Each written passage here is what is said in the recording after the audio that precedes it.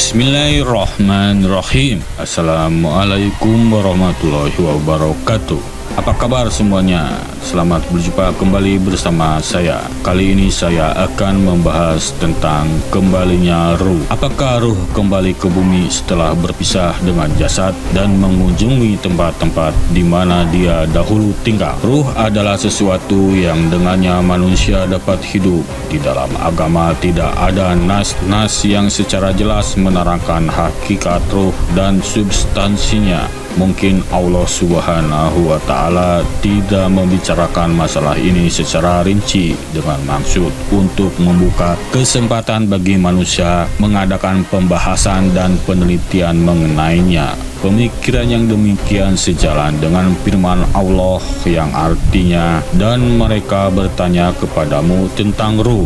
Katakanlah, ruh itu termasuk urusan Tuhanku, dan tidaklah kamu diberi pengetahuan melainkan sedikit." Quran Surat Al-Isra ayat 85. Firman lainnya Allah Subhanahu wa Ta'ala ialah, "Dan tidaklah kamu diberi pengetahuan melainkan sedikit," mengandung dorongan untuk terus menambah ilmu pengetahuan sehingga sesuatu yang sedikit dengan karunia Allah akan menjadi banyak. Pemikiran ini mengingatkan kita kepada firman Allah Subhanahu wa Ta'ala yang artinya, "Katakanlah Tuhanku, tambahkanlah ilmu bagiku."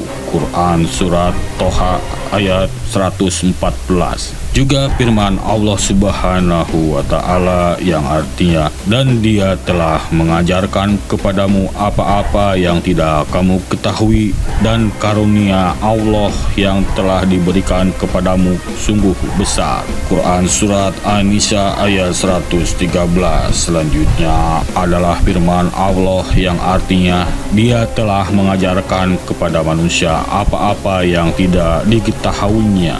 Quran Surat Al-Alaq ayat 5. Salah satu definisi yang diberikan oleh para ulama terdahulu mengenai ruh ialah, ruh adalah jisim cahaya yang tinggi dan hidup, yang berbeda dari jisim yang dapat diindra atau jasad.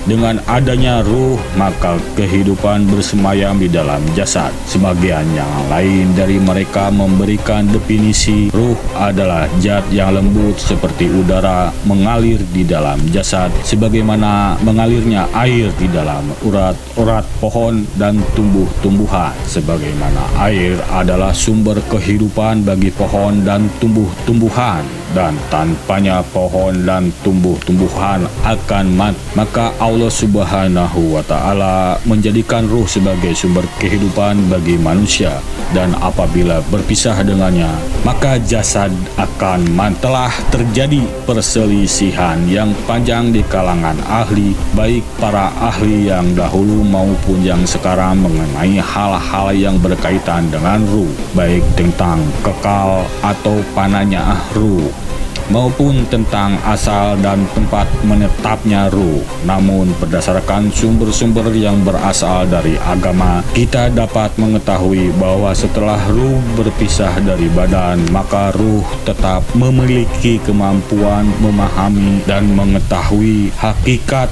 Zat Maha Pencipta yang telah menciptakannya.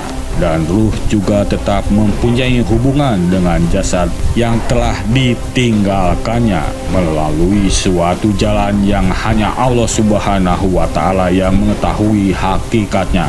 Dengan hubungan yang tetap terpelihara tersebut, maka ruh dapat mengetahui orang-orang yang menziarahinya, yang memberikan salam kepadanya, dan dapat merasakan kepedihan dan kebahagiaan. Begitu juga tidak ada nas yang secara jelas menafikan bahwa ruh mendatangi sebagian tempat di bumi. Demikian kajian kali ini, semoga bermanfaat. Wassalamualaikum warahmatullahi wabarakatuh.